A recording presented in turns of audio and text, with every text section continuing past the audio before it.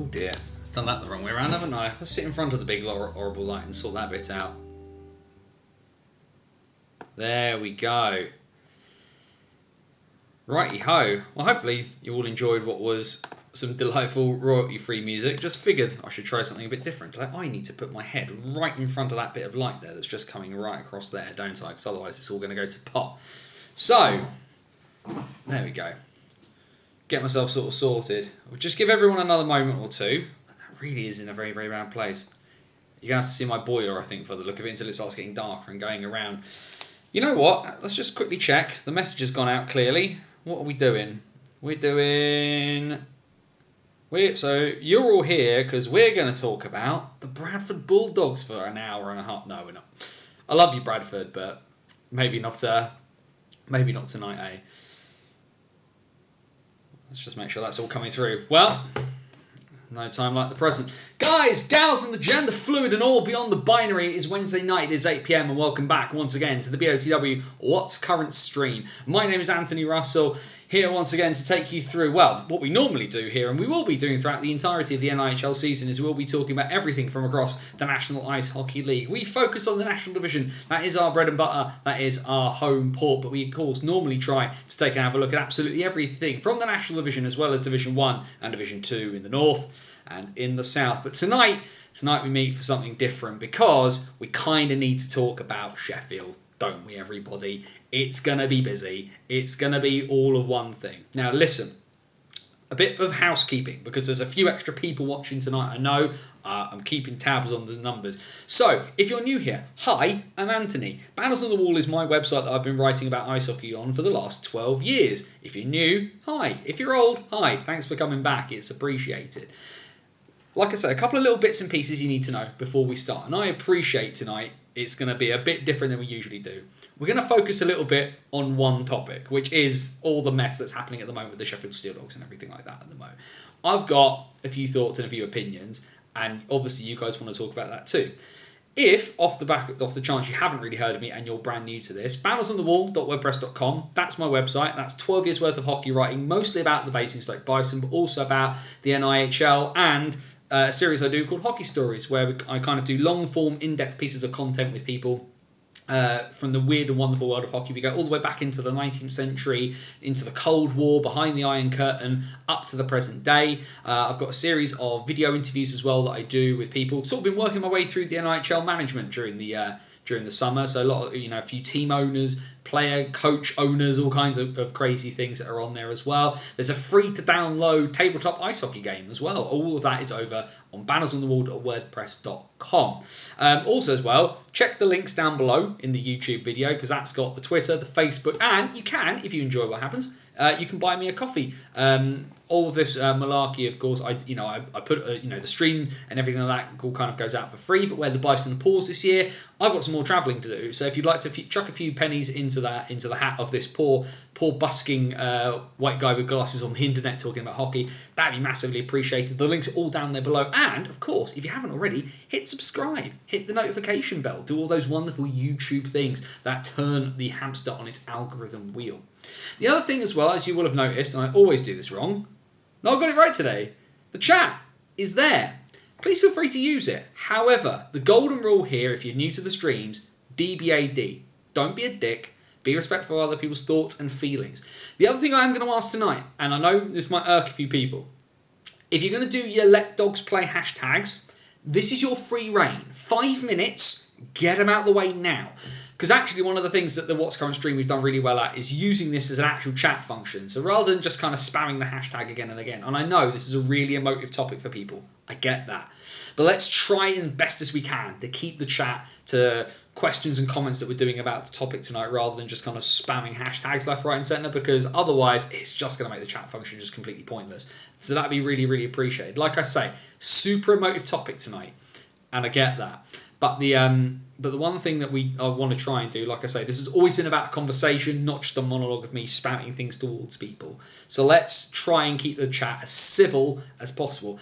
Disagreement is not disaster, all right? We can have robust conversations, even have a little bit of an argument about this. But let's keep it civil, let's keep it adult. Because ultimately, at the end of the day, we all want All of us want the same thing, which is British ice hockey to do well. So let's see if we can manage to be adults on the internet and not have the chat descend into madness. That'd be appreciated.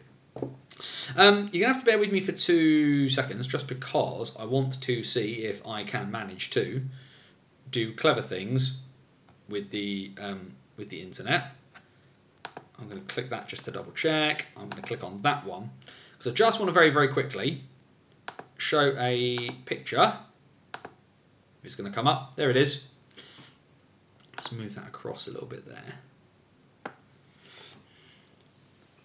I was just going to put that up there for a few seconds and just let people kind of linger and ruminate. I feel like I'm getting an annual health and safety brief. Very little of what we're going to talk about is going to be safe tonight, Max, so don't worry about that. But I just want to leave that picture up there just for a second, just for people to kind of think about just how far we've come. Now, I took this photograph, so normally, of course, I'd use photographs by the fantastic people like Joe Lote, Chris Callahan, folks like that. But this photograph I actually took myself. And it's from just after the end of the first semi-final from Coventry this past weekend. And we can see then Sheffield Steeldogs head coach Greg Wood sat on the bench. And I put this up with the caption of it was all within touching distance. It's crazy to think, isn't it? You know, that was a moment as well where the Steeldogs, they lose in the last, the dying moments of that semi-final, their playoff title, there to defend, and it all just got Thanos'd away in a microsecond, effectively, by one mistake, and they score. And that was the end of the Steeldog season, and just it's crazy to think how far we've come since that point. I quite like that picture, and I'm quite proud of that picture as well. And it's not to kind of revel in a man's sadness, but I don't know. I'm not a great photographer, so I was actually just really, really pleased about how that came out. But it seemed apt to kind of start with that today. So, where are we with bits and pieces? This is how serious this is. I made notes today. I don't actually make notes usually for my bits and pieces. I don't generally do notes for interviews as well. I normally let everything kind of sit and ruminate upstairs. So where are we at the moment? Let's start off with a few things that we definitely do know. That photograph of Greg Wood as the coach of the Sheffield Steeldogs, his departure from the Dogs has nothing to do with this at all. That is completely unrelated to everything that is happening right now. So if that was in your pot of conspiracy theories, throw that one out. Because what we're going to do tonight is, in true BOTW fashion, I have been poking around. I've been asking questions. I've been trying to get stuff that I can get to a line where I report. And normally my line for reporting is information that I can corroborate with either one incredibly good or two pretty solid sources. So I'm not going to deal in conspiracy theories today. I'm going to talk about effectively a couple of sort of big topics, and we'll kind of work our way through. And of course, chuck your comments and thoughts and stuff into the chat. We try and take some sort of natural pauses along the way and kind of go from there. But that photograph that I sort of reposted the other day of Greg Wood sat there staring off into the middle distance, and it feels a little bit like we're all kind of doing that right now. And effectively, what we've now got is this horrible situation where all of this confusion surrounds the situation regarding the Sheffield Steeldogs and whether they're going to be taking part in the 2023-24 National Ice Hockey League season. Now, there are 3 ways I'm going to kind of split this up, because a lot of people have said a lot of angry stuff over the last couple of days, and blame has been put at absolutely everybody and everywhere. And some bits are correct, probably, and some bits are not. So what I'm going to try and do is the stuff I know I can confirm, I'm going to say on here. Just like I did when Hull came back, just like with Spordle. If I can confirm this, and if it's information I've got that I can use on the record, it is coming out of my mouth tonight. Anything I've not been able to confirm, I'm not going to say. And I realise I'm probably going to make some people very angry with some of the stuff I'm going to say, because maybe I'll say too much or I won't say enough. That's not my problem. My problem is keeping to my standard of how I do things, which is if I can confirm it, I'm running with it. And some things I can confirm and some things I can't. So we'll split this up kind of into 3 bits. We'll do the first bit is the EIHA. Because the EIHA, of course, have copped a mega buttload of flack over this. And kind of understandably why. They're the governing body. If anybody should be in charge of kind of dealing with this situation, it's probably meant to be them. This immediate situation, though, that we're involved in, with what's happening with the Sheffield Steel Dogs, it's not the EIHA's fault. So you kind of need to stop pointing the gun immediately at the heads of the EIHA. Now, that's not to say that they don't bear a bit of responsibility for the wider situation that we have found ourselves in here. The EIHA have kind of built the pool, and other people have pissed in it, I think is probably the best way I can kind of describe it. The EIHA at the moment, as an organisation, is very much on a journey. Now, they have enabled the environment that we kind of exist within the NIHL. The fact some of the issues are as a result of the fact the EIHA has not done things in the way it should have been done. But it is on this journey to try and get better at its governance obligations. It's definitely not there yet, though. That's pretty obvious. But it is trying. And ultimately, one of the things people have to realise is that the National Division does have a larger degree of autonomy than Divisions 1 and Division 2. And there's a rationale behind why they do this. The owners of the National Division teams have quite a sizable financial risk at that level, and those owners bear the brunt of it rather than the EIHA. The clubs get more leeway, and they, as a result of that, they can kind of organise a chunk of stuff themselves, but what they're effectively meant to do is go back and check with the EIHA about doing stuff. Think of it like the difference between having a 10-year-old and a 16-year-old. You're not going to give your 10-year-old complete free rein to do absolutely everything, but if they're 16, you want to see that they can probably be trusted a bit more. You give them a little bit more leeway to kind of do some of their own bits and pieces, but they need to come back and check with you. That's kind of the relationship that the National Division is meant to be having with the EIHA as an organisation. The thing is that at times it doesn't really feel like the EIHA is keeping a massive look on the National Division. Now, regular viewers to this stream will know for a while, one of the things I've been trying to desperately get my hands on, because I was just interested to have a look at the document, was the NIHL rules of competition. And I was always told, you're not allowed it, Anthony, can't have it. And I always kind of wondered why. And I was never really sure why. And then in my poking around, somebody decided to be brave enough and hand over the document to me. I'm very thankful they did that. What confuses me somewhat is a chunk of this does kind of end up with the situation that we're in, because there's part of the NIHL rules of competition, specifically Appendix A, and it's right at the very beginning of Appendix A. And I'll quote this bit. All changes of team ownership must be approved by the NIHL Executive Committee, and the Executive Committee are solely responsible for that bit. The Executive Committee consists of league management, the fixture secretary for the NIHL, and the secretary for the NIHL. That's who's meant to have a say about the organisation, about who is an acceptable owner within these bits and pieces, and kind of dealing with having your club in the league like that. Not the clubs. The NIHL Executive Committee is in the rules of competition as being the people in charge of that bit. So why have we ended up in this situation? Why has this been allowed to drag on? Why are the EIHA not doing their part of it? Why are they not enforcing their own rules? Now, of course, we've already seen this summer that there have been some flubs within the NIHL, and sorry to pick on them, but they're a favourite on this stream. But we saw around the time of the EIHA's AGM with what happened with the Nottingham Lions. They weren't listed as being a starter for Division 1 for this year. Then they were. And then possibly they weren't again. The Blackburn Hawks seem to have a bit of an interesting time saying, pointing out that the Lions weren't on the list, and then they were. And then everybody backtracked, and the Nottingham Lions are apparently starting, having not been starting. And it also seems as well that some clubs in the One North put that email to clubs out as a press release when it wasn't a press release. Has the EIHA done anything about that? Anybody had their knuckles wrapped? Doesn't appear that anybody has. But if we're in this situation where it looks like other clubs within the league are trying to kick a club out, and the EIHA aren't doing their part in it, what's to be said there?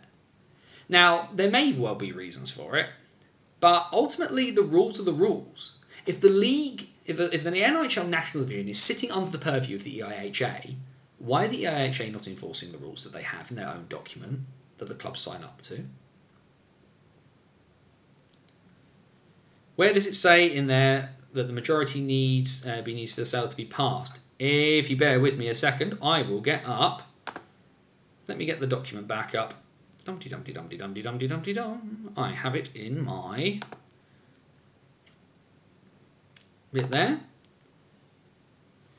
Because I don't believe it says that at all, Mac. And apologies, I've just managed to press a button and everybody's disappeared. There you all are.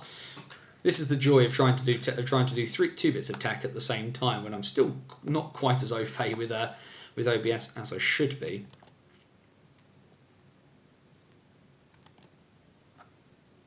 Dum-de-dum-de-dum. Where are we? Let's just skip to the bookmark I have for this.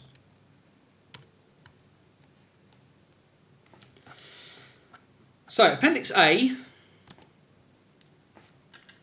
Section 1, talks about ownership of clubs, and I'm going to read this out. 1.1, the Senior Hockey Management Group recognises that teams in the NHL are owned by different mechanisms, some by individuals, some by companies, some by other means. 1.2, all changes to team ownership must be approved by the NIHL EC, the Executive Committee. Previous/new directors should contact the NIHL EC Secretary to discuss this matter before taking control of the team. And if you skip further down, like I said, as I skip through, there are only 4 paragraphs in this bit, so I've got done 2. So 1.3, when a team's owning company be placed into administration under the Insolvency Act of 1986, that team should be permitted to continue for the season if requested. However, the following penalties will apply. Teams should be placed on minus 10 points with immediate effect in all competitions. No director or person who's judged to have significant responsibility in the ownership and governance of the club by the NIHL Executive Committee shall be permitted to be a director in the new ownership company, nor shall be permitted to be involved in any controlling role, nor shall the NIHL EC deal with the persons about any matter for a period of 3 years from the end of that season. 1.4, whereas a team is owned by an individual, transfer ownership must be completed in accordance with Rule 1.2. So they have to tell the Executive Committee, and the Executive Committee have to be aware of what's going on, with an agreement for all debts to be honoured by the new owner. Failure to do this will result in the matter being referred to the relevant disciplinary panel, who may impose and may deduct a maximum of 10 points from the club, suspend the previous owner from holding a stake in that club or any other club for a period of 3 years. That's what it says about ownership of teams. There's nothing there about the clubs voting out a member. So why are the EIHA allowing this mess to go on? They have not caused this mess directly. Indirectly, by having a environment where governance is not done in the way it should be done, even though we have to recognise the EIHA are trying to get better at it. That is a big problem. People pointing the finger at the EIHA feel like they're sort of saying, like, this is your fault. The micro probably is, but the macro problem in this isn't. The IHA didn't cause this particular mess. They're causing a problem that they're not enforcing their own rules, arguably. So it says they have to be aware, not that they have to sanction it. I've just closed the document again. Apologies, Laura. Apologies. I've done that wrong. Clicked on the button just as I thought it was done. All changes to team ownership must be approved. Sounds like sanctioning to me, Laura. So it sounds like they have to approve of the change of ownership. So theoretically, you could have a situation where somebody might want to sell. So Ali Cream might want to sell to Tony Smith, and the NIHL's executive committee could turn around and say, "No, we do not approve this change." Doesn't appear that they have. So what have we got with that one? Who's throwing their toys out of their pram then? Pretty much everybody at this point. Nobody's happy, Kev. So that is one problem, in the fact that the IHA don't appear to be doing the job that they should do in this circumstance. Or have something changed?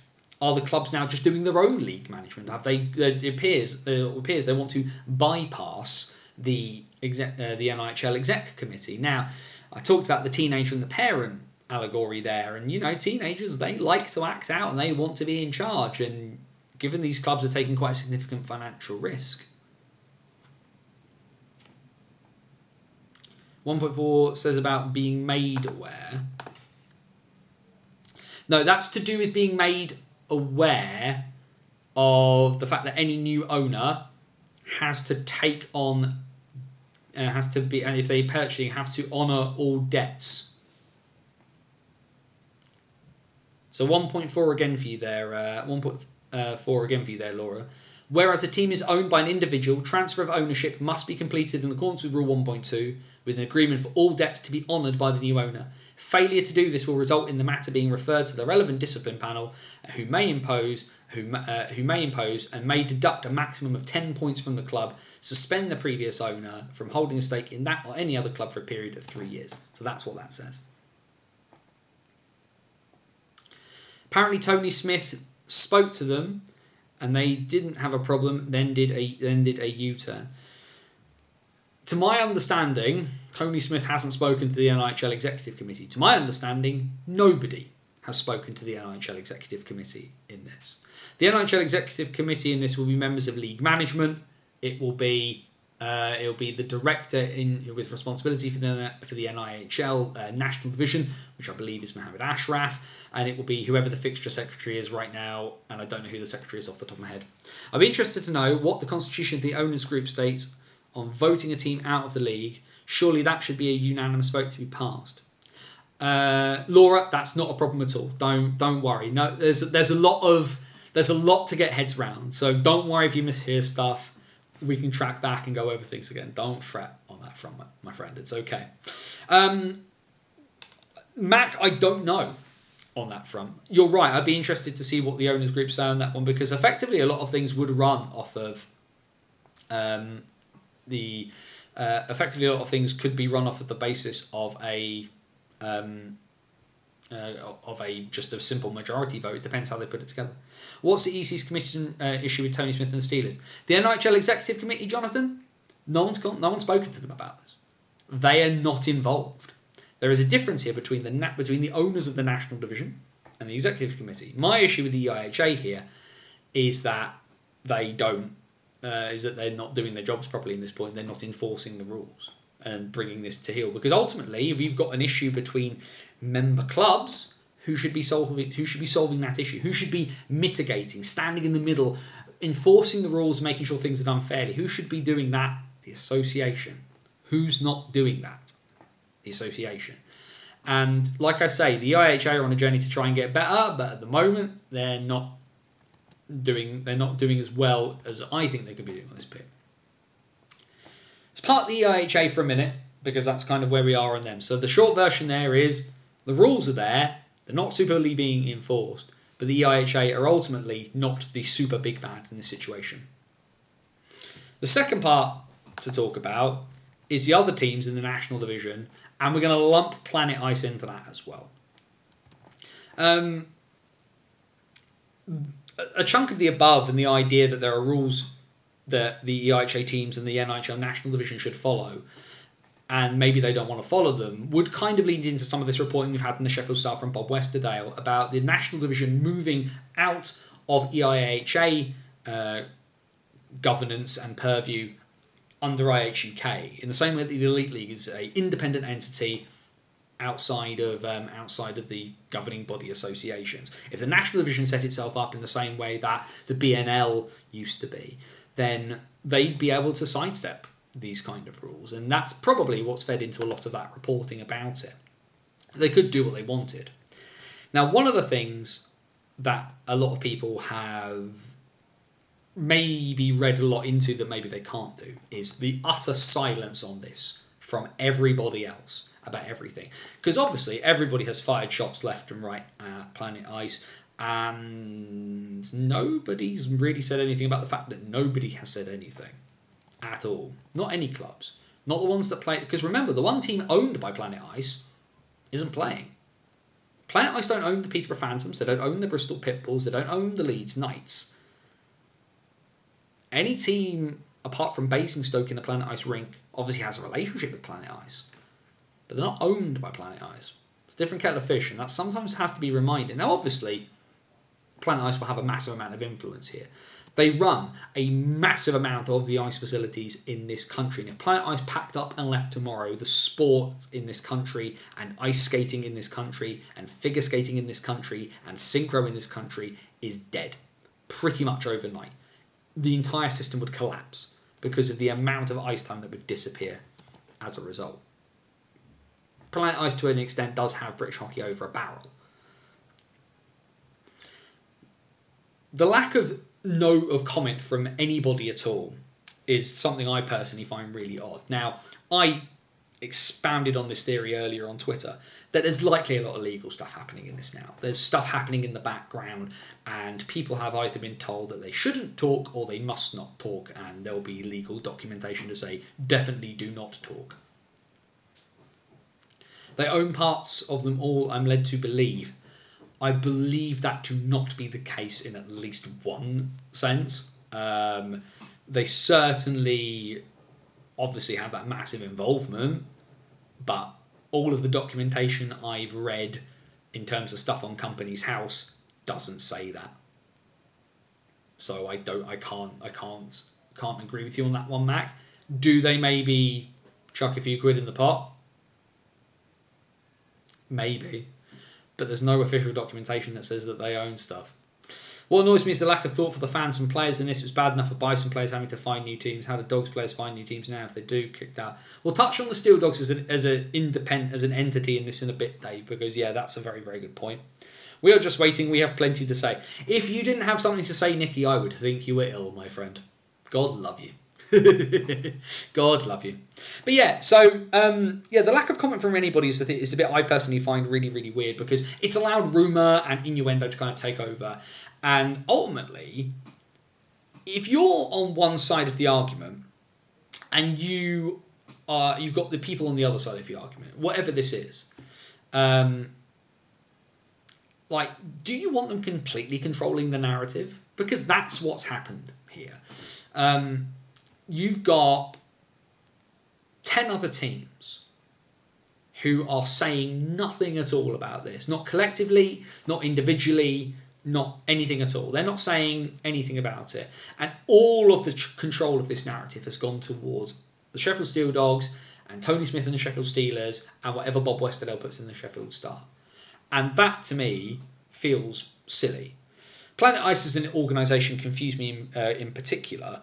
And they really don't have great form when it comes to their corporate communications. They're not very good at it.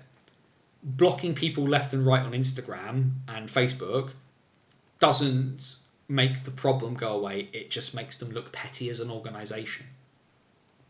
Now, whether that's the decision of somebody high up in Planet Ice or it's the person who runs their socials just getting bored and getting rid of all the comments, it doesn't matter, because all it does is just make you look bad. Now, Planet Ice have no issue being the bad guy. Those of us with a long enough memory will remember being stood in the Sky Dome, a Planet Ice-owned rink, as the Manchester Phoenix were playing in a playoff semi-final, to be told that they were out of their Planet Ice-owned rink that they used to play in. And we all know what happened to the Manchester Phoenix. It was the slow death of an organisation that had put a lot into British hockey, and the Manchester Storm were plucked from the grave to be zombified and recreated and pushed on. And obviously the Storm are under different ownership now, but I'm not going to sit here and pretend that we don't remember why and how the Storm came into existence, because it wasn't for the good of hockey. It was to try and cause an issue for the Manchester Phoenix. Bad corporate communication has seen them utterly and entirely see the entire narrative to the other side of the argument. It's a bad idea. EIHA and Planet Ice didn't make a comment today to Peter Spencer of BBC Sheffield. I will say the same thing. No, I have asked for comment. I have been given none. Because I did ask for comment today of a few people ahead of doing this. They are aware that I am doing it. I was given no comment as a result. So that's that on that front as well. But like I say, the big issue for a lot of us is Planet Ice come into all negotiations when it comes to British ice hockey from a position of strength. Everyone active and not in a position to immediately pluck the to pluck up all of those rinks. They don't have the ability to do that if Planet Ice walked off tomorrow. So Planet Ice, like I say, they have the sport in this country a little bit over a barrel. What about people putting the fact the lease is up in Ice Sheffield in 2025 and the need regarding the Dogs, putting 2 and 2 together making 5? Thank you for beating me to my own point.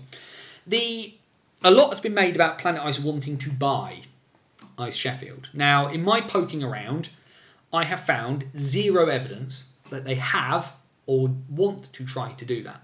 One of the big reasons for that is that Sheffield City Council have put out a tender document for organisations to bid on, and that is to run a large amount. I believe it's off the top of my head, it's 15 facilities, leisure facilities that are run by Sheffield City Council underneath their purview. It includes things like the English Institute of Sport, it includes Ice Sheffield, it includes leisure centres around the city, a couple of golf courses as well into that bargain. The current contract to run those entities ends on 11:59 p.m. on the 31st of December 2024, with a new contract to kick in for 15 years worth £420 million from the 1st of January 2025. Ice Sheffield is included in that contract. Now, any entity who came in and paid over the odds could potentially peel off a piece of that. That's not an unreasonable thing.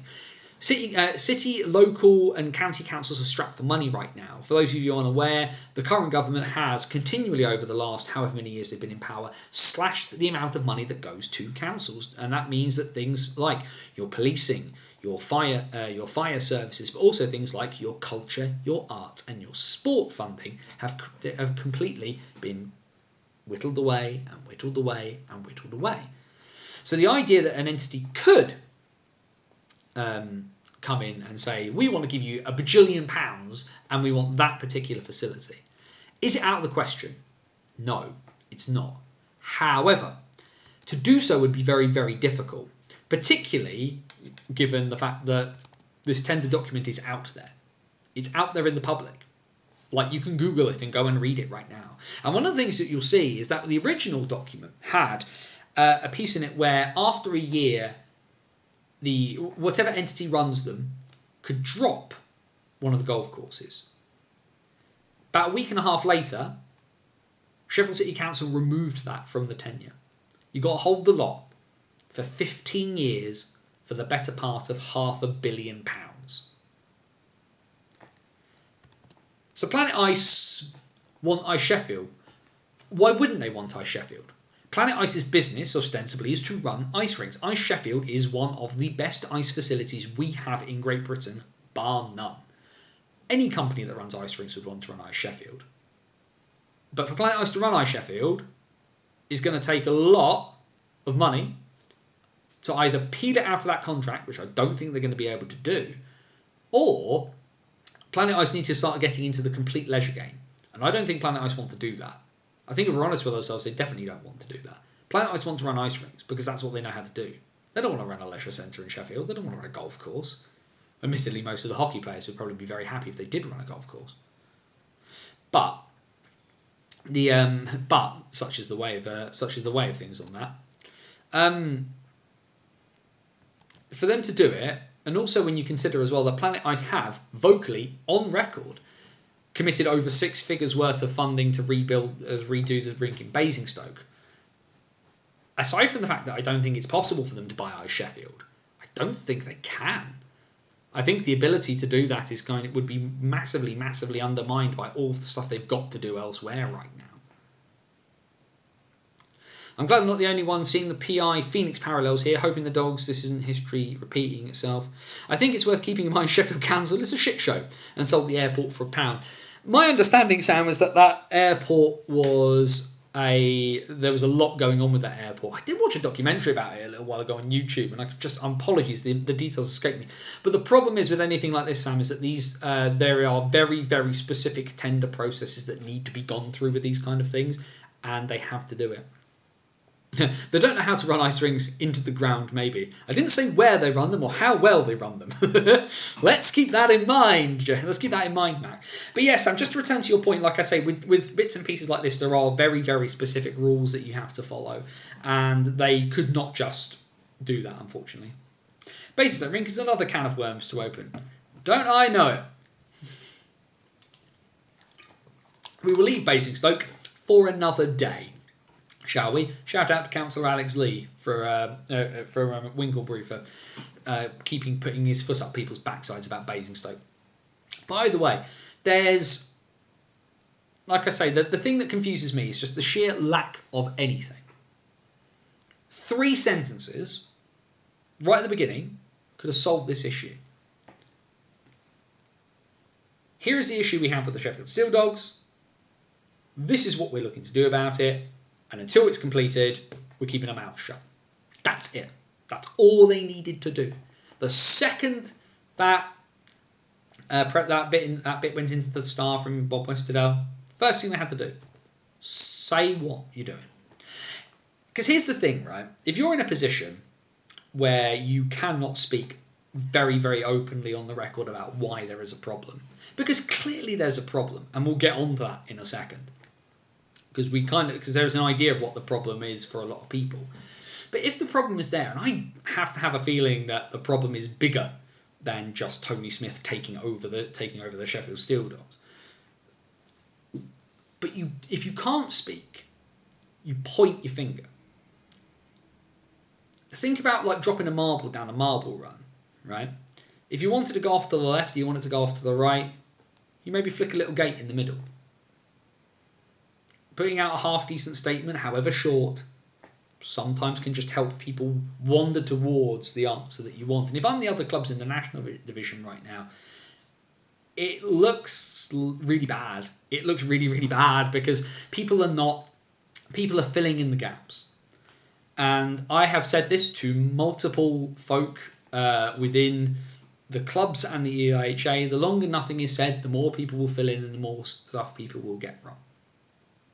Because ultimately at the moment, like I say, Planet Ice are not after buying our Sheffield. I think we can put that theory to bed with everything we've just said. So let's that's in our conspiracy pot. Pick up, throw out window. Done. The EIHA being to blame for the situation, I think we put that one to bed. We can pick that up and we can done. Now there's a lot still to be filled in, and we're all kind of stuck a little bit on it until the clubs will kind of actually make some sort of coherent, concise statement. And yeah, we're not going to have all the answers tonight, obviously. Although, phone's on. If one of you wants to say something tonight, have a go at it. Like I'm here and I'm waiting. So, although I'm conscious that the new 4,000 and counting interview is going up at 9, so won't keep everybody for the entire evening. And then there's the Sheffield Steel Dogs themselves. Now, I will get the emotive bit out of the way first. Let's get this up. Let's get the cards on the table here. If you're looking for a hockey town in Great Britain, Sheffield is incredibly high on that list. That's not specifically to do with the Sheffield Steelers, albeit they might think they are the biggest thing in the world. They definitely are not. But Sheffield is a hockey town. Steelers, Steel Dogs, Scimitars, Titans, Steel Kings, all of the junior setup, the women's setup, the Shadows and all those kind of things, and Shadows and that lot in Sheffield. Sheffield is a hockey town. That is it. There is no argument of that.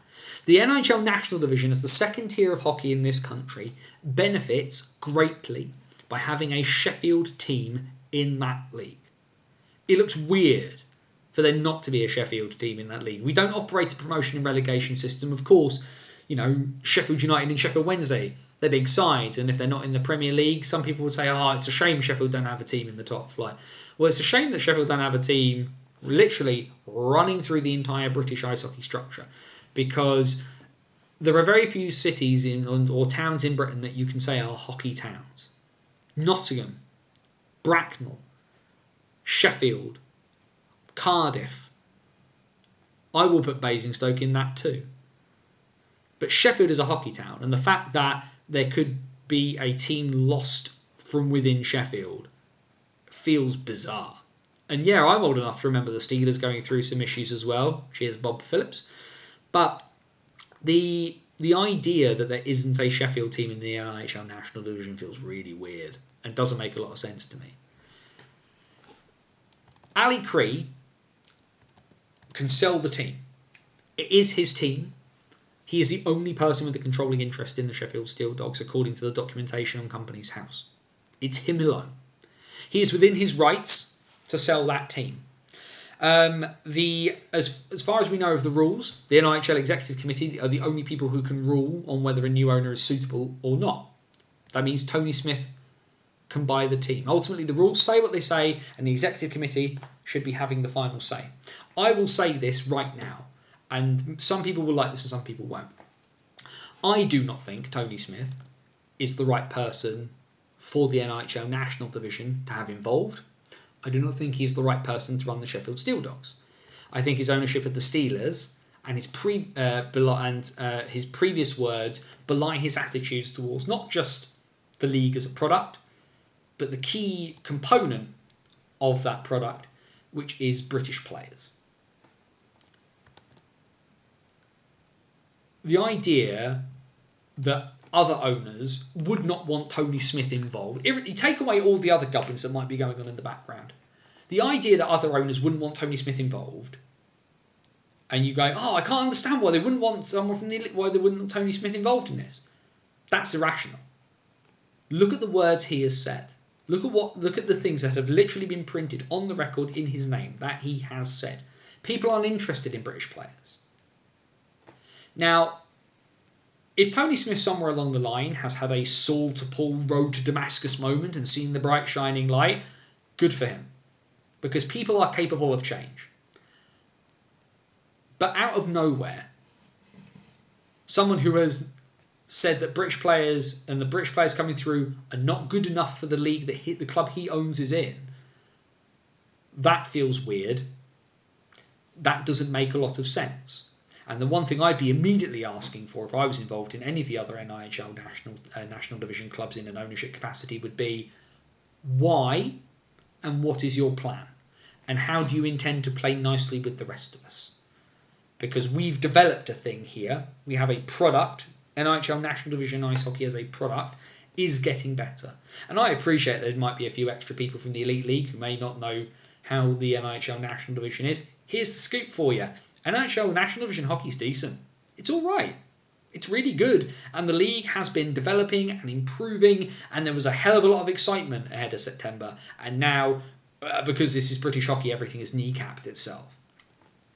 But the idea that people would be worried, concerned, suspicious about Tony Smith coming into the NIHL National Division, that idea shouldn't be unreasonable to people. My knee-jerk reaction to the news that Tony Smith wanted to buy the Sheffield Steel Dogs was, don't like that. And then I sat down and I thought about it for a long while, and I still don't like that. Now, if this makes its way to Tony Smith, here's your open invitation, Tony. Come on and prove me wrong. Because we very clearly have a fundamental difference of opinion about the quality of British players coming through, about what makes the sport entertaining, and what should and shouldn't be done in terms of bringing new British players through. Your team, Tony's just lost one of the best British players of his generation in Jonathan Phillips, who hasn't retired, by the way. If he's still playing, he hasn't retired. That's not how that works. He's chosen to drop down a division. Just is what it is. But there's your open invitation, Tony. We can disagree. That's fine. People will disagree with what I'm saying right now. Some people might think the Steelers getting involved in the National Division is great. They might think Tony Smith is the man to help push the National Division on. You're entitled to that opinion. But I don't think he's earned that level of benefit of the doubt, given what he has said in the past. But that's the open invitation, Tony. If you want to come on and chat to me, you're more than welcome to. We can disagree. I said at the top of the show, disagreement's not disaster.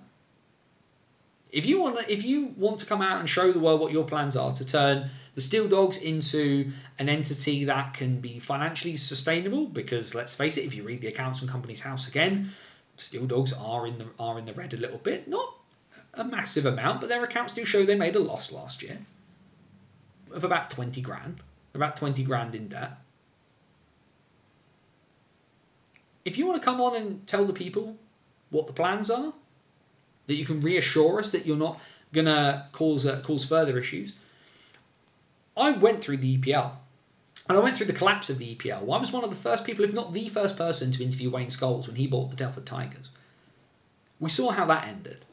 We saw what Red Hockey and that plan and that great disruption did to the EPL. It killed the second tier of British hockey to the point where it's been rebuilt, and now we're just getting on a firm footing again and everything's gone slightly sideways. Now, like I said, Ali Cree, if he wants to sell, if we want to sell the club, if Ali wants to do that, he is 100% within his rights to do so. I have no issue with that. And ultimately, whether I like Tony Smith or not, the rules that stand at the moment say that the people who should be making that decision need to make that decision. I get a funny feeling they probably would not find the man who's chairman of the Elite League and owner of one of the biggest teams in Britain to be an unsuitable owner. I don't think they'd find him an unsuitable owner for the Sheffield Steel Dogs, ultimately. This sort of thing doesn't happen out of the blue. The articles in the Star say that this process has been going on for about a year. If somehow the Steel Dogs trying to change ownership in this way have broken any rules, then yeah, okay, maybe there's a punishment that you can put on them. But leverage them out of the league because you don't like the person taking over on a personal level is tough. And that's a really bad look. And if we're trying to get British hockey to be the best it absolutely can be, you don't have to like the people you work with.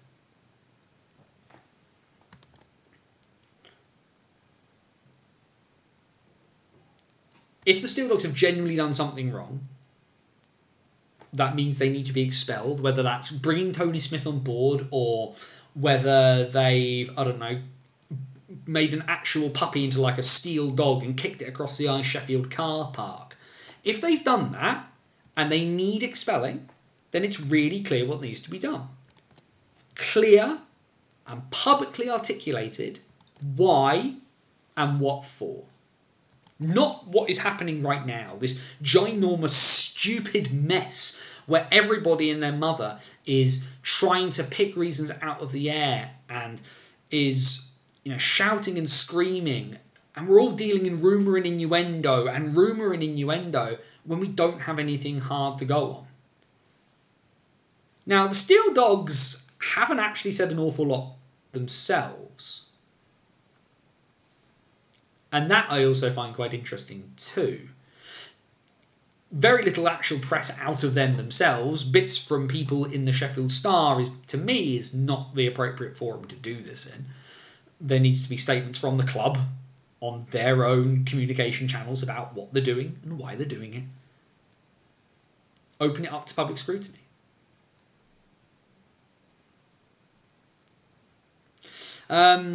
Did you see the tweet from Simsy? No, I don't follow Mr. Sims for a very, very simple reason. I do not. I don't abide with a lot of his opinions on a lot of things, and I personally choose not to follow him because my Twitter is not a democracy. I follow who I want to follow, and I do not believe that David Sims has earned my time to pay attention to him.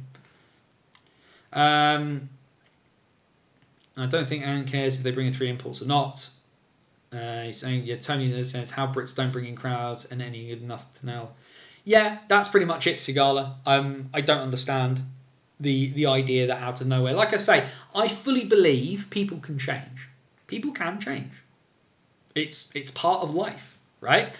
But there are very few people who have had Saul-like conversions on the road to Damascus. And it would strike me very, very heavily if Tony Smith had been like that. Ali's one of the most honest and upstanding people in UK hockey. All he's ever done is give kids the route to progress, to no personal financial gain.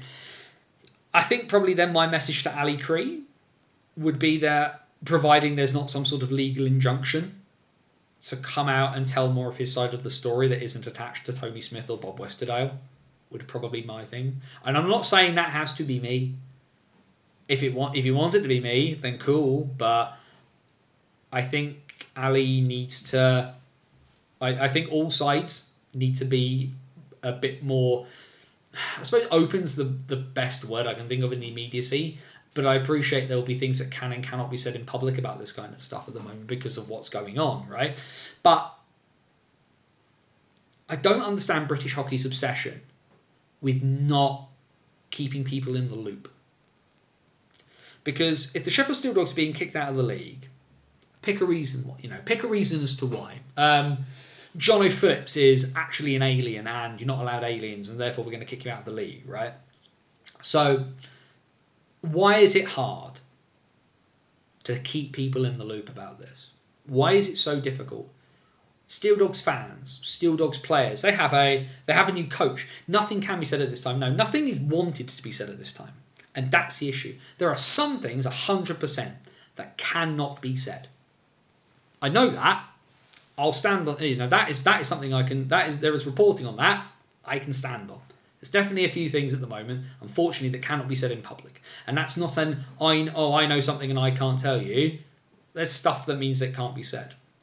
Can something be said? Yes. Can we get an idea as to why this situation is happening? Yes. Let's say, I don't know, let's say it turns out that Dimitri Zamostra actually turns out isn't British eligible. And they've played Dimmy as a Brit for however many years, right? Let's use him as an example. This isn't actually a thing, but let's use it as a hypothetical. Say it turns out that Dimitri Zamostra actually has no eligibility to be a British trained player. And they've been playing him as a Brit for year after year after year.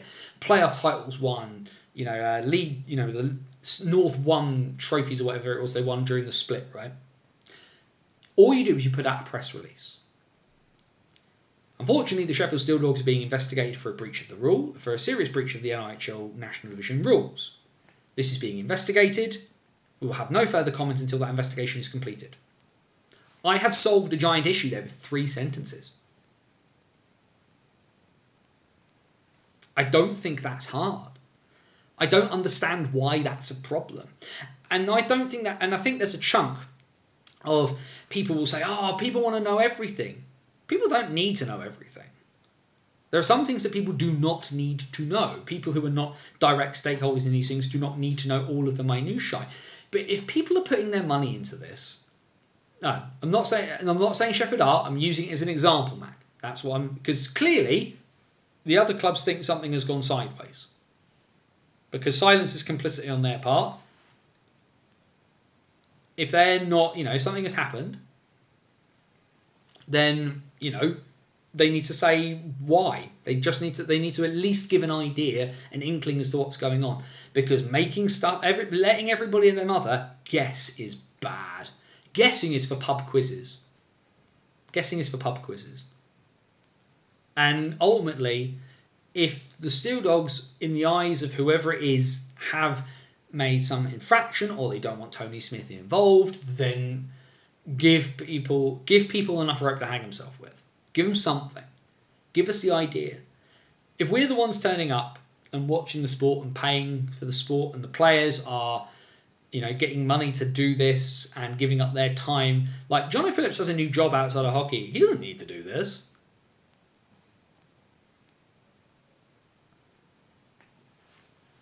That's what I don't get. The lack of anything from anywhere. And people who've known me for a long time will know that this is classic Anthony. Transparency. Because if I make a mistake, and someone points it out to me, I'll try and admit it. That's just how I am. When other people would do it, when we had the Player of the Month and Player of the Year panel in the National Division pre-pandemic, and we were told, you shouldn't say that you're on the panel. I said I was on the panel because it was important that I could back up my opinions. And maybe that's a fault of mine, that I don't understand why people should, why we can be more open about them. Have any of the players made comment at all? Obviously, there's Jason Hewitt's comments that were in the Star today, I believe, about bits and pieces. Jack Brammer, of course, was on Macca's Talk Hockey. I haven't had a chance to listen to that, boys. I'm very, very sorry. But I know that he's obviously His comment was along the lines of people have just kind of trusted in the process and everything will be all right, which is a very, very sensible thing to do. What Scutsy said there? Oh, yeah, apologies, Jamie. You've put a few things in the chat about fixtures. This is obviously holding the whole thing up. If there is a way that the Sheffield Steel Dogs do not play, then there is a massive reorganising of fixtures that needs to be done. In my gut, I think they find a way. I think there is a situation that sees the Sheffield Steel Dogs playing this year. Ultimately, the rules say what they say. We've not had any reason as to why they're being kicked out. You've got to let the Dogs play. That's it. The situation needs solving, and it needs solving quickly. All the other four divisions of the NIHL can't get their fixtures out until the national division is sorted. The knock-on effect for people like Joe, hi Scots, is and other people and a lot of people across the country is massive. People are waiting to go. People bought season tickets effectively on the Never Never because we don't know when the games are being played. It's the 2nd of August. Some teams have organised pre-season games for a month from now, and we don't know. Like, we have no idea what the fixtures are. It's bonkers. It's really, really bad. And ultimately, this whole mess is bad for British hockey. It's bad for the Sheffield Steel Dogs as a club that have always engendered a reaction of sorts when they were Pyatt's Dogs and they fought everybody left, right, and centre. To under Greg Wood, where they were a bit more controlled in their aggression, but did good things on the ice. To whatever it's meant to be now under Jason Hewitt. Like, the NIHL National Division is a better division with the Sheffield Steel Dogs in it. It's genuinely how I feel. That's not me saying that for likes or so I don't get spammed with a hashtag. Sheffield in the league is a good thing. Just like having the Nottingham Lions in North 1 is a good thing. If they're being kicked out, there needs to be a reason. And that reason must be articulated in public. Because as stakeholders, the other teams, the rest of the NIHL, because there's knock-on effects elsewhere for this. And not just in terms of players becoming available, but how clubs operate. They need to know what they should not do.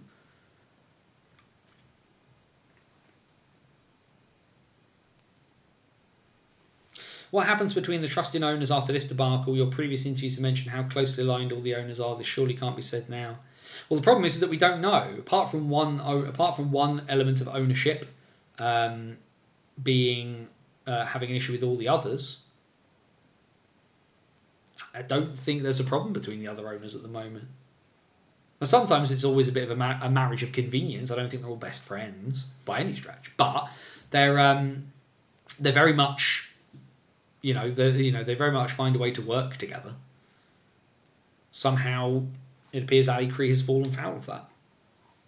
It's a horrific situation. It's a minority sport, rights or wrongs. Whoever is to blame, the mess can only damage UK hockey. It's a minority sport after all. Can't disagree. Shout out Michael and Pucking Mad. If you haven't checked out his stuff, make sure you do. I bought season tickets for the Wildcats next season, waiting on fixtures so I can plan my life around the hockey as per usual. So many people like myself need the fixtures to be released ASAP. As do I. I want to go. I'm planning a trip to Dumfries. I need to know when I'm going. I'm trying to do a Queen of the South and Solway Sharks doubleheader. I don't know when I'm going at the moment. There is no legitimate reason. Well, the problem is at the moment, Mac, is we don't know. We don't know. And I mentioned there's a bunch of stuff that can be said and can be said off air and off record. I'm interested in what we can say on the record. I'm interested in people knowing. Being kicked out is equivalent to gross misconduct, surely, so there is a really simple PR. Equine Sports do it. X combination were eliminated due to providing a positive sample for Y substance. There's a joke we can make here about UK anti-doping, but we won't. But no, point made, Laura. Point made. We have still season tickets. Awful. The silence is deafening. I think the silence is deafening on all sides. Though I think the Steel Dogs as an organisation need to be a bit better at articulating their side of the argument. Like I say, doing it through the Sheffield Star, in my opinion, is not the way to do this. 100% speculation. Do you think Tony taking over the Dogs will be the first step in establishing an EIHL2? I think actually a first step in establishing an EIHL2 wouldn't just be Tony Smith taking over the Steel Dogs. I think it would be if the national division moved out of the EIHA authority under it and do its own thing under IHUK. I think that would probably lead more towards it. And I'm sure some people will be fine with it, but I have big issues with how the Elite League runs itself at the Mo, and I think the second tier fitting itself into an Elite League structure, which personally I think does not benefit the sport long term. The Elite League is really, really guilty of success by chance. It trips over and it somehow manages to, instead of falling down the stairs, it sort of does a cartwheel and lands on its feet. There's no planned growth with the Elite League, and that's why I kind of worry about the national division. The national division is a very young entity, and people have obviously tried to do things with it, but the idea of an EIHL 2 for me at the moment is a problem, because I don't think the IHL has got things right. If the IHL was doing the right thing, then I think getting involved as a second tier and really having a pathway to feed 16-year-olds up through 16s, 18s, an IHL, National Elite League, I'd be much better with, but I don't think the Elite League runs things in a very good way. I think, it trips and falls into successes rather than planning them a lot. You can make a really simple statement on a bigger issue. 100% can. That's what I said, Laura. 3 sentences. A press release of 3 sentences could solve this problem tonight, probably. But they're not going to do that, because I don't think I think an element is that they can't, and another element is I think they don't want to do. Questions, comments, anything else anybody wants to kind of chuck in at the moment? I've kind of... The last piece on it from me... I cannot see a reason at the moment that is available for public consumption that the Sheffield Steel Dogs should not play. If there is a reason why they should not play, that reason needs to be officially released through proper channels in a way that is palatable and digestible for the other clubs and the other stakeholders. That's the short version on it. If there is a problem, and I know Mac has said in the comments that there isn't one, but clearly something is wrong, enough where the other 10 teams are going along with this. If there is a problem, it needs to be articulated. It needs to be articulated in public. British hockey is past brown envelopes in car parks now. We're a top tier national team nation. The national team is in the World Championships. We're not playing Div 4 in Ulaanbaatar with Mongolia and the Philippines. We're in the Czech Republic next year, playing some of the best teams in the world. We need to act like it. If there is a problem, it needs to be articulated. It needs to be had out through all the proper procedures, following the rules.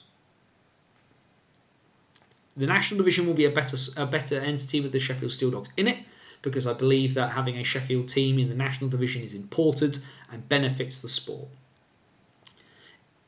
They need to,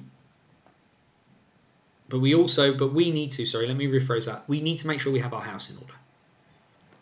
Doing things by the book, if there is a problem, must be done. It's as simple as that. None of this cloak and dagger nonsense. No back channel nonsense. Oh, of course there's still envelopes, Jamie, I know that, but you know what I mean. But in terms of this, this needs to be done properly. This isn't being done properly at the moment. In the start, it did mention the National League wants to join IHUK. Be interested to know what the pros and cons of this are if it happens. The cons will be probably cost, because the IHA subsidise quite a fair bit. And they'll have to take on a chunk of those costs themselves. More exposure funding, IHF approved. Yeah, there's a chunk. I mean, I'm not sure what the funding aspect would be for it, but the certainly from an exposure standpoint, it would probably be bigger. I'm not sure what the IHF bits and pieces would do. I mean, being under a IHF approved league might help in some instances, but again, cost becomes an issue here for a lot of stuff. So there's pros and cons. Technicalities and nuances are harder to explain, but surely if someone's done something to be kicked out, that should be a pretty short, sharp press release. Not necessarily, Laura. I think you can explain things appropriately. Anybody who's ever any judgments or any bits and pieces you read from anything. They can be quite short, but they also can be very, very long. And sometimes it's necessary to be long, because actually, if the Steel Dogs have broken a rule of some description, then what rule have they broken, and how did they break it? Like, is that a bad thing to ask? 'Cause I don't think it is. Surely it's bank transfer nowadays. Who pays cash? I think that the early 2000s joke there would be Harry Redknapp, but I don't know who that would be now, to be honest. There are bonuses that don't run through backs. Yes, very, very true. There definitely are. Like the good old days of the Elite League, when the Elite League had a salary cap in its early days, and people's girlfriends having second jobs at the rink that paid an extortionate amount of money for doing very little. But yeah, questions, comments, whatever people kind of want to chuck in about this now. I've kind of said my piece for the moment. But yes, the things that we can kind of chuck out. Planet Ice are not trying to buy Ice Sheffield. Would be the ultimate summation, given what we know about the situation surrounding Ice Sheffield as an entity. Greg Wood's sacking was not. Sacking was nothing to do with this. That was completely unrelated. The IHA, in my opinion, have kind of facilitated the issues that we have, but they are not directly. They are not expecting. That's not happening either. They can't even make a transparent video or statement when it's a player discipline issue. We're expecting it for this. Like I said, Nikki. People can change. Has to happen sometime. Actually, you know what? I'll do them the offer. I like to write. Let me write the press release for it. I'll do it. You tell me what he needs to say. Give me the outline. I'll write it for you. I like a challenge. Oh, also, completely unrelated. If your club does a programme during the season, I've got something coming for you next week. Might be of interest to you if your club does a programme. I'll just leave that dangling out there a little bit, just because I'm finalising some details with it. But yeah, there's the like I say, the Sheffield situation is a mess. It is a horrible mess. My take is EIHA not enforcing the rules, PA not buying the rink, no clear ruling on why a sale wouldn't be approved, just that it must be approved. That was a good nutshell. Yeah, kind of. I think the other thing is that we don't know we don't have a really good reason as to why this situation is happening. I think that's the other thing to kind of chuck out there at the moment, that why the situation is ongoing as it is isn't clear. I've always said the IHA weren't totally to blame. They have lacked balls, however. That's a more succinct way of putting it than I would. Like I said there, somebody else has pissed in the pool, but the IHA very much built the pool for them to piss in, I think, is probably the way I would describe it. And I don't think that's unfair. And that's not, it's not specifically one person's fault, but I think there are bad, actions have not helped here, and a lack of high quality governance has probably caused the problem.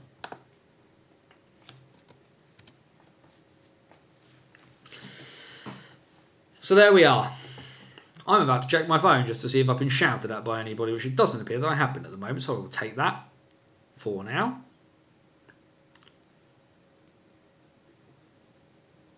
There we go.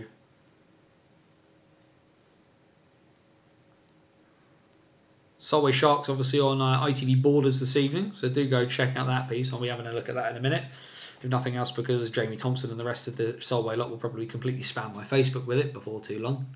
God love them. So what happens with the Dogs? Well, they're obviously announcing players. Jono Phillips is a huge signing. What a massive signing Jono Phillips is for any team. Hewitt as player coach, well, we saw him do it in Hull. He can do it. But Jono Phillips in national division level is awesome. I think that's really, really good. I think that's a massive signing for them. And don't overlook the other announcement from last time, which is the signing of Dan Crowe to back up. That's an upgrade on Charlie Henry for certain. And the And the idea of a Dimmy is obviously getting older, and Dan Crow coming in, that's a 1-2 punch. That feels really, really solid for Sheffield. Obviously, Dan had some starts last year for MK. Needs a bit of seasoning for absolute certain, but I think he's got potential for sure. Planet Ice playing a bigger part in this than what you think. No, I just don't think. What I'm trying not to do, CD, is I'm trying not to speculate on stuff I can't confirm. I think this is the issue, is that people are trying to say this is the thing that's happening when there's no evidence for it happening. And the buying of Ice Sheffield bit is kind of an example of that. Are they involved? 100%. I'm just as confused as before the live show started, Anthony. Well, I was due a live show, Jamie, so I figured I would do one. But as I say, as we don't have all the answers and people aren't forthcoming with the answers, that's kind of the point. Let's put aside some of the stuff we definitely know isn't happening, push that to one side, and then try and muddy our way through the rest till we kind of know where we stand, which at the moment is the Sheffield Steel Dogs are not having an issue with the league at the moment. We need to find out what that is. And actually, let's push to find out what it is. Business, politics and sport don't mix in the modern sports era. As sad as it is, the community feel of sports, not just ice hockey, is long gone. James, I'm a long believer that sports does not exist in a vacuum outside of politics. So obviously you mean politics within the sport, but politics is life. You can't not have it, unfortunately. I would disagree. I would also say the community feel of the sport of sports, not just ice hockey, is long gone, because look at Ice Sheffield the other night. Look at Ice Sheffield last night, where all those people turned up. It's a community somewhere. Either that or they're just really enthusiastic for Yorkshire Day. Do you think PI, whilst not being owners, are essentially controllers? For example, owners being restricted due to the possibility of life being made hard. 100% that will be an issue for teams. Be an issue for Leeds, for Peterborough, for Bristol. Anybody in a PI rink, that's always got to be a consideration. Charlie Henry moving on. Good for him. Hope he gets some ice time. The sooner this mess is sorted, the better for all of us, fans and teams. Can't wait for the season to start. Agreed. Don't overlook Winters involved. Thank you. I was really struggling to remember Nick Winters' name earlier when I was chatting to somebody. Yes, very, very talented netminder, Nick Winters. I hope he gets an opportunity as well. Could this push the league start back? It may well do. It might well do at the moment, Kev, because if we don't have fixtures, we don't know what we can do. Can't wait to hear what the 4,000 lads have to say on this whole debacle. Here's what I will say about 4,000 and counting and Nicky and Mark, is that we approach things in a very, very different way. They will be a bit more blunt than I am.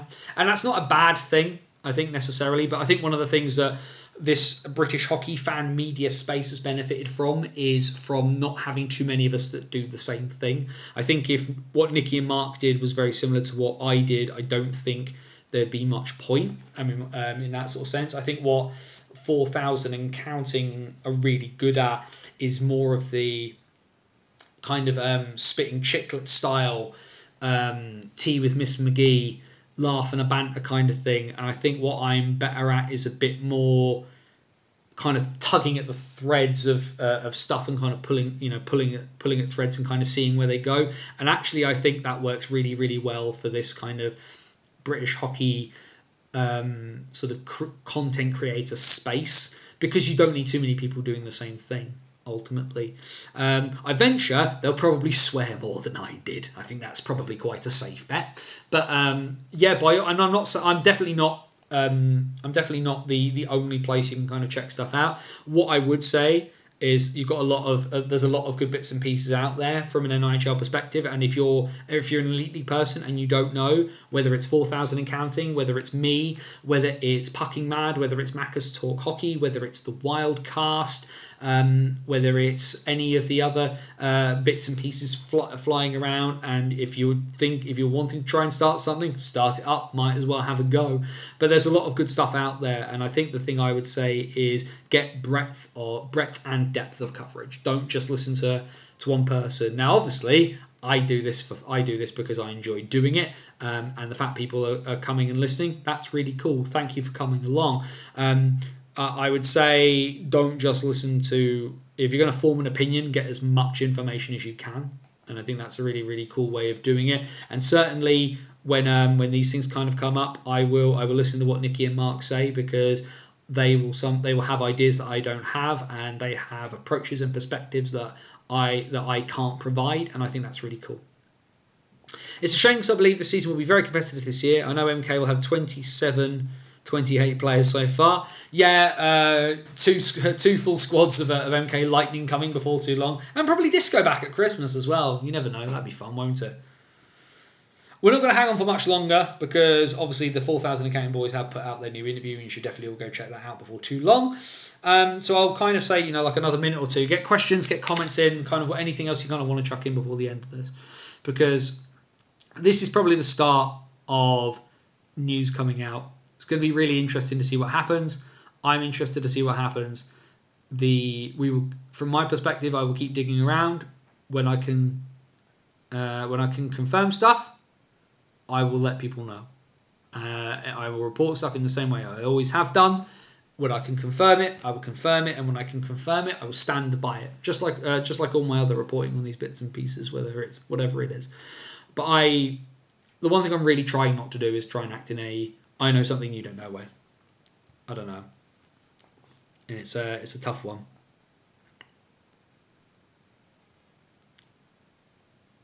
Don't cut short for us, mate. We're enjoying the chat. You know me. Collaboration, not competition, is always my credo on such things. But this is the joy of YouTube, of course, is you can watch back.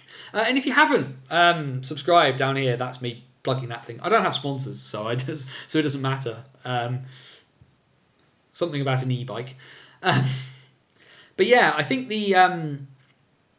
like I say, I think the thing with the dogs is, like I say, as a squad, it's not looking super deep right now, because of course I haven't announced everybody. But and obviously if Tony Smith does take over, obviously, how is he intending to run it? Like, obviously there was a comment in the chat earlier. Will they have no imports? How will that impact? Obviously Leeds actually did not too bad in as the Knights did all right in their first year with no imports properly. So that'll be rolling. But in previous years, I don't think that's unreasonable given what we know about the roster right now. But if they're in, then I think they'll be all right. I don't do league placing predictions. I just don't do it. It's just a really, really quick. I mean, I'm already a numpty. Don't make yourself look like more of a numpty quicker. But the support last night from fans of different teams was immense last night at Dog String. I'm really pleased to hear that. Saw a couple of Hull fans have made it across. Like I say, as well, Yorkshire Day. What better way to kind of celebrate Yorkshire Day than by piling into... And Sheffield has a town for non-traditional sports as well. When you think of like the basketball, when you think of ice hockey, Sheffield has a real reputation for being really good for stuff like that. They will run imports 100%. Well, that's Matt Bissonette back. Awesome. Thank you very much, Mac. That's appreciated. We will roll on that one.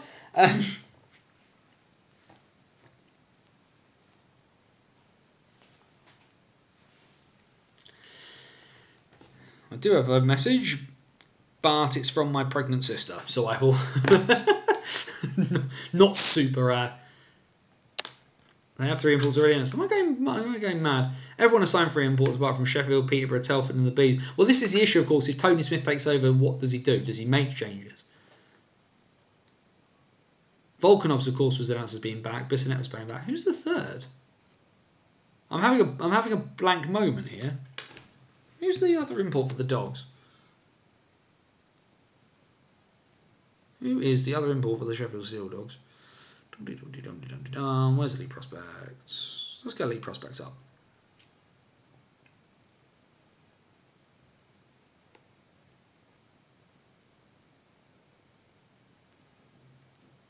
So who's the third import for the Dogs then? There isn't one. So Sheffield have not yet. Okay, so Volkanovs is there, Bissonette is there. So let's have a look at this roster then very quickly for Sheffield. Crowins and Osdron as goalies. I do like that a lot.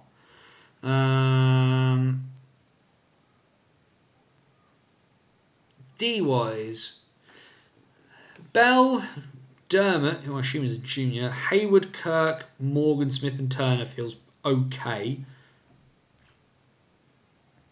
That feels all right as a defence. Yes, thank you, everybody. You've made my point that I can't count. Thank you. Ollie Turner's obviously quite young. But Smith, Morgan, Kirk. I know obviously a few people are. Mac is very obviously very high on Kirk, Morgan. I like Lewis Bell. I think he's all right. Forward wise, who have we got? Bissonette, Brammer, Brownlee, Danico. Now there's somebody who needs to kind of make more of an impact this year. Doxey, who I think Brady Doxey had a fantastic season last season. Hewitt as player coach. Tom Palmer, John O'Phillips is obviously in. What I do like, of course, is that Tom Palmer is listed as wearing number 20. Good luck there, lad. James Spur, Charlie Thompson, who had a very good year last year. Vlad's Volkanovs. Top 2D in the league. Neither of those men are named Tom Norton. Morgan and Norton are the top two in the league for me. I have Norton above Kirk. Need strengthening in the forward lines. There's a bit of depth missing there, isn't there? I think is what I'd say, Jonathan. Ben Morganski. He's got to put on a moustache. Kirk, the most underrated D-man in the league.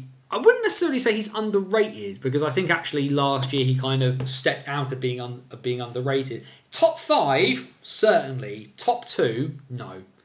I personally have Norton and Morgan as the top two defensemen in the league at the mo.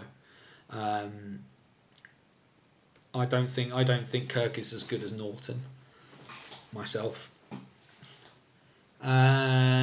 Obviously, there's a lot of discussion that you can kind of have in there as to who your top D would kind of be there. But certainly, it's obviously a big boon for Sheffield. Dimmy is ridiculous.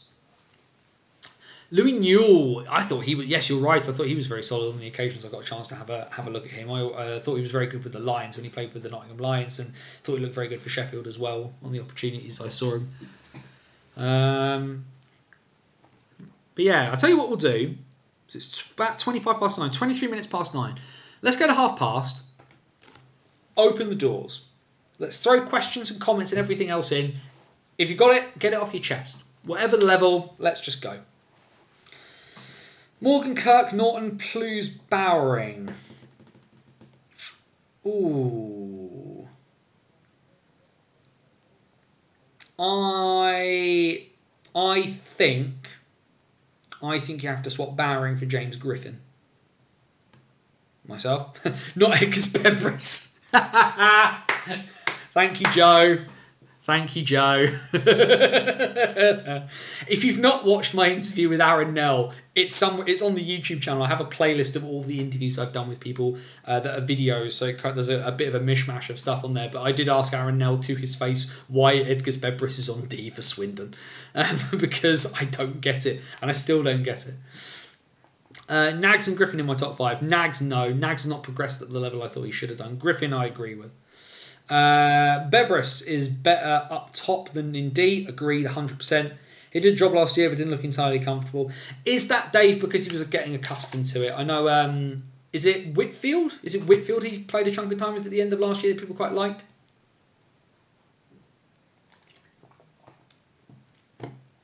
Ben Solder is the most underrated. I'm very interested to see what Ben Solder does this year, because he now on a less good team. He was on a bad Romford side, and then he was on a fair to middling Bristol side. That MK side, if they don't win a trophy, is a failure. So Solder needs to really, really kind of be noticed in the right ways for a D-man this year. Going to be great to see Nell trying to stop Lebuele and Plews from taking players' heads off. Yep. I think. Can you imagine if they sent out Lebuele and Plews and Bullas? That's a line brawl. Plews is one of the cleanest hitters in the league. Lebuele got over penalised, and I said this in my piece as well about Lebuele signing in Swindon when I wrote about it. Lebuele got hosed last year on some of his calls. Were some of them bad? Yes. Were as many bad as he got major penalties for? Absolutely not. He got banned for he got penalties for hitting hard, rather than I had a conversation with somebody who said, "Oh, he's a very messy hitter," and I said, "There's no penalty for hitting messy. Did he hit him legally or illegally? That's the question. Doesn't matter if his arms maybe not in a perfect position. Was the hit legal? Ed Bradley is up there. Offensive D-man wasn't amazing last year, but in the right team is the top player. Stick him with an ultra boring stay-at-home D. Top point scoring D-man before last season. Yeah, I think he maybe had a bit of a sort of a sophomore slump, and it's just a case of getting him comfortable again. Llewellyn, Plews, Bedbris and Bullas all out at the same time with strike 3 into 1. Yep, there's your line, bro. And Chris Jones, just for a giggle. Watching Bedbris in person every home game, he certainly isn't a bad D-man, but when you have Cowley, who has D-man EIHL experience, it does make me wonder why they didn't switch them around more often. Sigala, go watch my interview with Aaron. He does talk about this. Llewellyn also got away with some swings around about. He did get away with some, but he got penalised for a lot of hits that were not penalties last year. The one thing I was really surprised with, and I did say this to him, was I was really surprised that Hull did not chuck money at Gail Llewellyn, because every time he seemed to play the Seahawks, he absolutely bossed them. He seemed to love playing in Hull last year. Always did really, really well. So Ed Bradley and Neil Lydiard together. Good Lord. There is a thought. All your shots blocked. Just Lyd standing on the blue line, just doing nothing as Ed Bradley skates around the offensive zone trying to score. Really excited to see what Reece Kelly will bring to the table next season too. I think we all are. Really interested to see. Obviously, his issue last year was after Sobchak got hurt, he tried to do too much in Bristol. For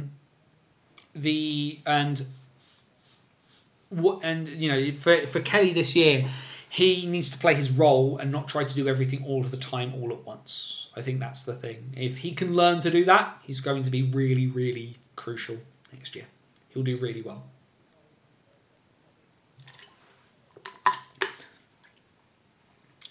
Was surprised Kelly didn't end up in the Elite League, to be honest. You never know. You never know. If he has an impressive start, maybe he ends up in the Elite League. You assume if he's not in the Elite League any stage this year, like full time for whatever reason, he'll be at least on a two-way.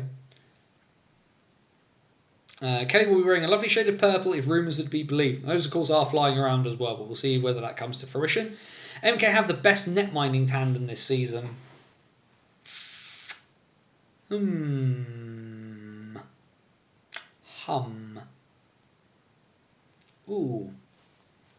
Do they have the best net mining tandem this season? Headley and Curlin. That is a tough one. I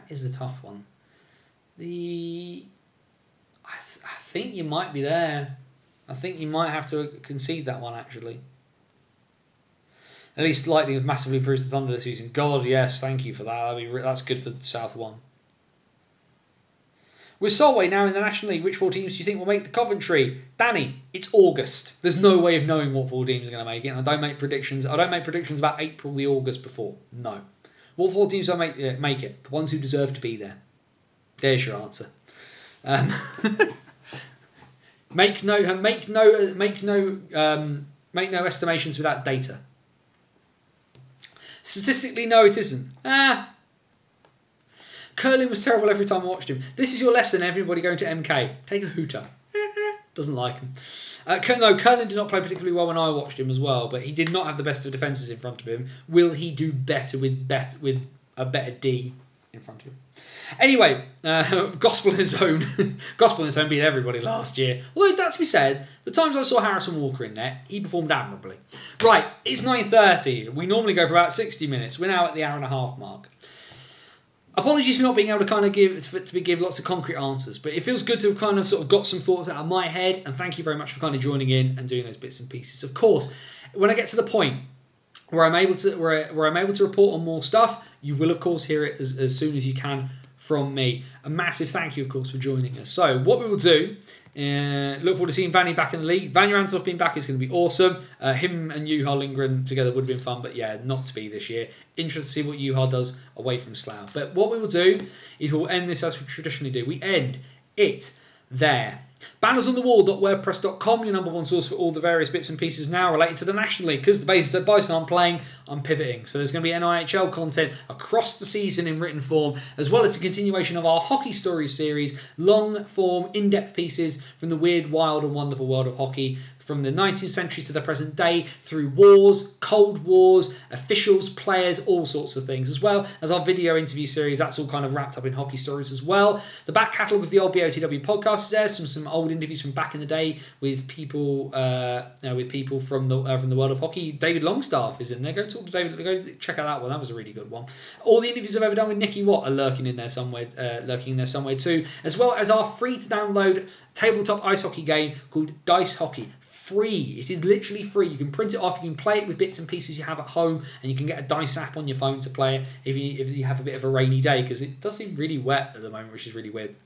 So definitely go try and check that out too. A bunch of stuff there. But yeah, if you download Dice Hockey and you enjoy it, all I ask, please go make a donation to Parkinson's UK.